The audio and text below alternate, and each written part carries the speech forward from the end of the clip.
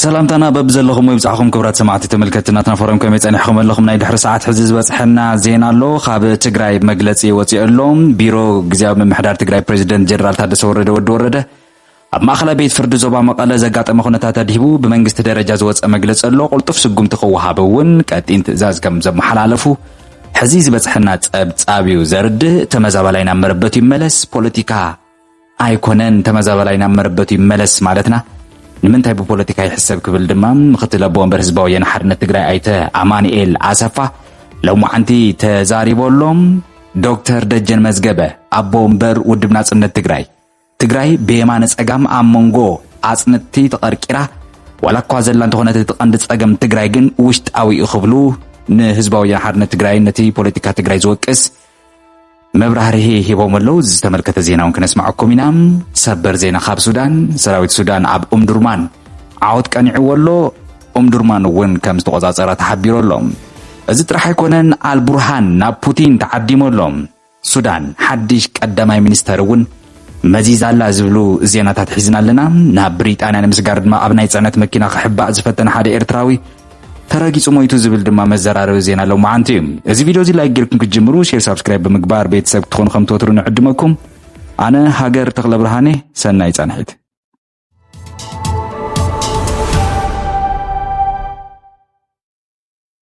ግዝያዊ መምሕዳር ትግራይ ኣብ ማእከላይ ቤት ፍርዲ ዞባ መቀለ ዘጋጠመ ኩነታት ፈጠርቲ ኣጻሪው ናብ ሕጊ ከም ዝቀርብ ውጽኢት ምጽራይ ውሳነ ዕላዊ ከም ዝገብር እውን ንተፈጻምነቱ ልዑል ትኹረት ሂቡ ከም ዝከታተል እውን ወፍሊጦሎም እዚ ዝተገለጸ ቤት ጽሕፈት ፕሬዝደንት ግዝያዊ መምሕዳር ትግራይ ኣብቲ ጉዳይ ኣመልኪቱ ሕዚ ኣብ ዘውፅኦ መግለጺ እዩ ሙሉእ ትሕዝትኡ ድማ እንሆም ኣብ ዝሓለፈ ዓርቢ ግንቦት 8 2017 ዓመተ ምህረት ማእከላይ ቤት ፍርዲ ዞባ መቀለ ኣብ ቅትለት ንእስቲ ዘውዱ ሃፍቱ ኣመልኪቱ ኣብ ዝወዓለ መገባእያ እቲ ከይዲ ስርዓት ዳይነት ብሓይሊ ተረቢሹ ክቋረጽ ተገይሩ እዩ ግንቦት 12 ሎማዓንቲ ድማ ማእከላይ ቤት ፍርዲ ዞባ መቀለ ናይ 7 ክፍላተ ከተማታት ኣብያተ ፍርዲ ተፈጢሩ ብዘሎ ስግኣት ምኽንያት መፍትሒ ክሳዕ ዝግበረሉ ግልጋሎት ዳይነት ጠጠው ከም ዘበለ እውን ኣፍሊጠን ኣለዋ እዚ ከምዚ ዝኣመሰለ ስርዓት ዝሓወኸ ኣብ ውሽጢ ቤት ፍርዲ ዝተፈጸመ ናይ ዕስለ ተግባር ኣብ ትሕቲ ዝኾነ ይኹን ኩነታት ተቐባልነት የብሉን ጥራሕ እንተይኮነስ ኣብ ልዕሊ ትካላት ፍትሒ ስርዓት ዳይነት ትግራይ ዝተፈጸመ ቁልዕ ጥቕዓት ኮይነሎም እዚ ድማ ሕግን ስርዓትን ዘናሹ ኣብ ህውከትን ዕግርግርን ዝተሸመመት ጉልበተኛ ዝዕንደለላ ትግራይ ክትህሉ ዝድርኽ ሓደገኛ ተግባር እዩ ግዝያዊ መምሕዳር ትግራይ ነዚ ዘጋጠመ ጥፋኣትን ኣብ ልዕሊ ስርዓት ዳይነት ዘንጸላለዋ ሓደጋ ብዘላቕነት ንምፍታሕ ኣብ ሰብ ሞያ ፍትሕን ዳይነትን ውሕስንኦም ተሓልዩ ስርሖም ብኣግባብ ክፍጽሙ ዝኽእሉ ኩነታት ንምፍጣር ኩሉ ዘድሊ ከም ዝግበር እውን እንዳረጋገጸ ነዚ ብ8 ግንቦት 2017 ዓመተ ምህረት ዘጋጠመ ኩነታት ፈጠርቲ ኣጻሪ ናብ ሕጊ ከቕርብ ምዃኑ እውን ፍለጡ ለይለሎ ቢሮ ፕሬዝደንት ግዝያዊ መምሕዳር ትግራይ ጀነራል ታደሰ ወረደ ሕዚ ኣብ ዘውፅኦ መግለጺ ኣብ ጉዳይ ዘውዱ ሃፍቱ ኣብ ዝሓለፈ መዓልቲ ዞም ገበነኛታት ተባሂሎም ተጠርጢሮም ዝተሓዙ ናሃቶም ቤተሰብ እሶም ገበነኛታት ብዘይ ምዃኖም ብዝብል እውን ከምኡ ድማ ኣብቲ ቤት ፍርዲ ዝነበረ ኩነታት ብኣውያትን ኣብቲ ቤት ፍርዲ ሕንፍሽፍሽ ተፈጢሩ ከም ዝነበረ ዝዝከር እዩ እዚ ኩነታት እዚ ዝተመልከተ ህልው ሓድሽ ምዕባለ ክህሉ ከሎ ናትና ፎረም ናባኹም ክተብል እያ ናብ ዝቕፅል ዜና ሓሊፍና ኣለና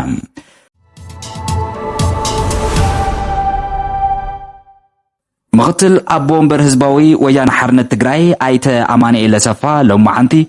ተመዛበልቲ ናብ መረበቶም ይመለሱ ምባልና ንምንታይ ፖለቲካ ይኸውን ፖለቲካ ኣይኮነን ክብሉ ተዛሪቦም ኣለው ምክትል ኣቦ ወንበር ውድብ ህዝባዊ ወያነ ሓርነት ትግራይ እምነት ዝበሉ ምክትል ፕሬዝደንት ግዝያዊ መምሕዳር ትግራይ ኣይተ ኣማኑኤል ኣሰፋ ምስ ኣምባሳደር ኣሜሪካ ኣብ ኢትዮጵያ ኤርቪን ማሲንጋ ብምዃን ኣብ ዞባ ሰሜን ምዕራብ ትግራይ ሽረ እንዳስላሴ ፍሉይ ቦታ ድማ መዕቆቢ ተመዛበልቲ ዝርከቡ ወገናቱ ተመልኪቶም ኣሎም ተመዛበልትና መረበቶም ንኽምለሱ ምሕታት ፖለቲካ ከይኮነስ ጉዳይ ሰብኣውነት እዩ ሕርሻ መንበሪ ገዛ ወሪሩ ሒዙ ዘሎ ሓይሊ ኣውፂእኻ ተመዛባሊ ናብ መረበቱ ክምለስ ይግባእ ኢሎም ተዛሪቦም ኣለው ይኹን እምበር ምክትል ኣቦ ወንበር ህዝባዊ ወያነ ሓርነት ትግራይ ሎማዓንቲ ዘውፅእዎ መግለጺ ኣብዚ ሰሙን እዚ ሻዕብያ ምስ ዘውፅኦ መግለጺ ድማ ንባዕሉ ዝዋቃዕ ኮይኑ ኣሎ ህዝባዊ ወያነ ሓርነት ትግራይ ምስ ሻዕብያ ዝገብሮ ዘሎ ርክብ ንድሕንነት ህዝቢ ትግራይ ዘውሕስ ብዝብል እዩ ብካድረታቱን ደገፍቱን ኣቢሉ ዝግለጽ እሞ ዛላምበሳን ራማን ካልኦት ካብታትን ሻዕብያ ተቆጻጺሩ እንዳሃለወ ንህዝቢ ትግራይ ዋሓስ ክኸውን እየ ዝብል ዘረባ ከም ሕንጫጨ ክውሰድ እንዳተገበኦ ነዚ መግለጺ ሻዕብያ እዚ ድማ ሕወሓት ስቕ ኢሉ ሓሊፎ እንዳሃለወ ኣብ ሓደ መድረኻት ግን ኣመራርሓን መራሕትን ሕወሓት ቅልቅል እንዳበሉ ተመዛበልትን ኣንበሮት ቦቶም ይመለሱ ወረርቲ ሓይልታት እውን ናብ ቦቶም ይኸይዱ ዝብል ዘረባ ለግፂ እዩ ዝብል ርእይቶ ወሃብቲ እውን ኣለዉ። ንስኹም እንታይ ትብሉ?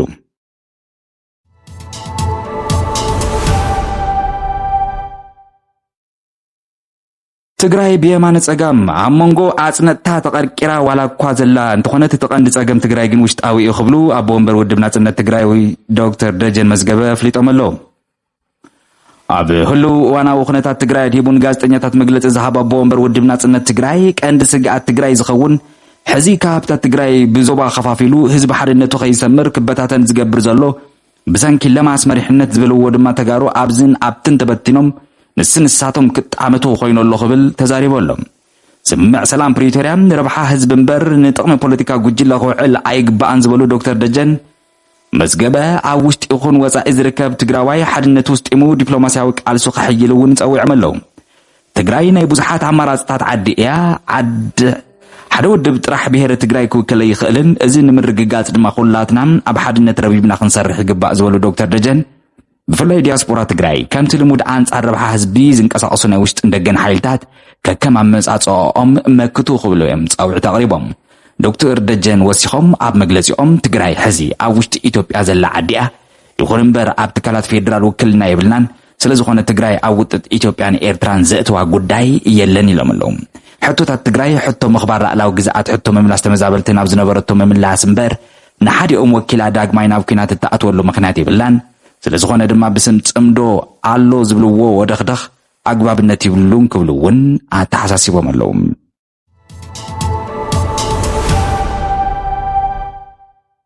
ካብ ሱዳን ሕዚ ዝስማዕ ዘሎ ሓድሽ ሰበር ዜና ሰራዊት ሱዳን ኦም ድሩማን ተዓዊቱ ኣሎ። ብፕሬዝደንት ላዕላዊ ቤት ምኽሪ ሱዳን ጀነራል ዓብዱልብርሃን ዝምራሕ ሰራዊት ሱዳን ኣብ ከባቢ ኦም ድሩማን ሰፊሕ ዓወተ መዝጊቡ ኣሎ። ኣብ ደቡብ ኦም ድሩማን ናይ መወዳእታ ናቕጣ ወሃቢቲ ህፁፅ RSF ብጀነራል ሓምዳን ዳገሎ ሓመቲ ዝምራሕ ኣብ ትሕቲ ቁፅፅር ሰራዊት ሱዳን እውን ወዲቓ ኣላ። ሰራዊት ሱዳን ንሰሙናት ብዘካየዶ ፅዕፅዕ ውግእ ንዓል ሳላሓ ከም ዝተቆፃፀረ እውን ፀብፃብ ማዕከን ዜና ሱዳን ትሪቡን እውን ሓቢሩ ኣሎ። ወሃብቲ ቁልጡፍ ሓገዝ RSF ሓመቲ ብስልቲ ኢና ወፂና ዘለና ሰራዊት አልቡርሃን ተመሊስና ክነጥቅዖን ክንስዕሮን ኢና ክብሉ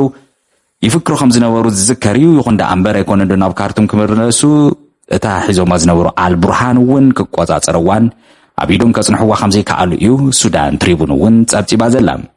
ካብዚ ብተወሳኺ ሰራዊት ሱዳን ሊብያ ቻድ ሱዳን ተዳብብ ስትራቴጂካዊት ከተማ ዋድ አልቱሩን ቅድሚ ሓደ መዓልቲ እውን ከም ዝቆፃፀረ ተሓቢሩ ኣሎ። ሰራዊት ሱዳን ኣብ ቀረባ እዋን ብዝተሳለጦም ወታደራዊ ወፍርታት ብርክት ዝበላ ክልላት እውን ምቁፅፃሩ ዝዝከር እዩ። እዚ ከምዚ ኢሉ እንዳሃለወ አልቡርሃን ካልእ ጽቡቕ ነገር እውን ኣጋጢምዎ ኣሎ። ፑቲን ናብ ሩስያ ንክመፅእ እውን ከም ዝዓደሞ ናይቲ ጀነራል ወሃብቲ ቃል ፍለጡልና ኢሎም ኣለዉ። ፕሬዚደንት ሃገረ ሩስያ ቭላድሚር ፑቲን ፕሬዚደንት ሃገረ ሱዳን ጀነራል አልቡርሃን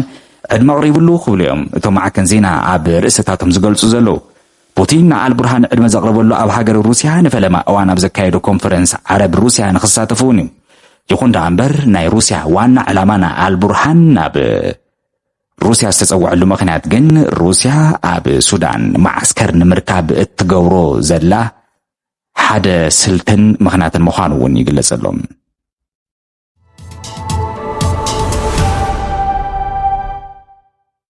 ቅድሚ 24 ሰዓት ወይ እውን ትማሊ ካብ ዝተሰምዐ ካልእ ሓድሽ ዜና ቀዳማይ ሚኒስትር ኣብ ሱዳን ተመዚዙ ዘሎ አልቡርሃን እዮም ዝመዚዞም ዘለው ፖለቲካዊ ጽዕንቶ ዓለም ለኸ ሃገራት ንምቕናስ ክበሃል እውን ነዚ ቀዳማይ ሚኒስትር እዚ ከም ዝመዘዙ እዩ ተፈሊጡ። ብጀነራል ዓብድልፈታሕ አልቡርሃን ዝምራሕ ላዕላዊ ቤት ምኽሪ ሱዳን በዓል ስልጣን ሕብራት ሃገራት ንዝነበረ ካሚል ኢድሪስ ቀዳማይ ሚኒስትር እታ ሃገር ኢኻ ክብሉ መዚዞም ኣለዉ። ጀነራል አልቡርሃን ድሕሪት ንልዕሊ 2 ዓመታት ዝቐፀለ ውግእ ክልተ ወታደራውያን ሓይልታት እታ ሃገር ካብ ሲቪላዊ ወገን ሓድሽ ቀዳማይ ሚኒስትር ምምዛዙ ናብ ዝሓሸ ፖለቲካዊ መድረኽ ንምስግጋር ዘለዎ ተበግሶ ዝእንፍት እዩ እንዳተባሃለ እውን ይግለጽ ኣሎ። ነዚ ዜና እዚ ብዋናነት ዝፅብፅባ ዘለዋ ድማ ናይታ ሃገር ዋና ዜናታትን አልቡርሃን ዝድግፋ ሃገራት ከም ዝኾነ እዩ ዝንገር። ካሚል ኢድሪስ ኣብ 2010 ፕሬዚደንት ንምዃን ሕፅኡ ኮይኑ ዝቐረበ ኣብ ሕብራት ሃገራት ድማ ቀዋሚ ወኪል ሱዳን ኮይኑ ዘገልግል ሱዳናዊ ዲፕሎማሰኛ ምዃኑ ድሕረ ታሪክ እዩ ዝገልጽ።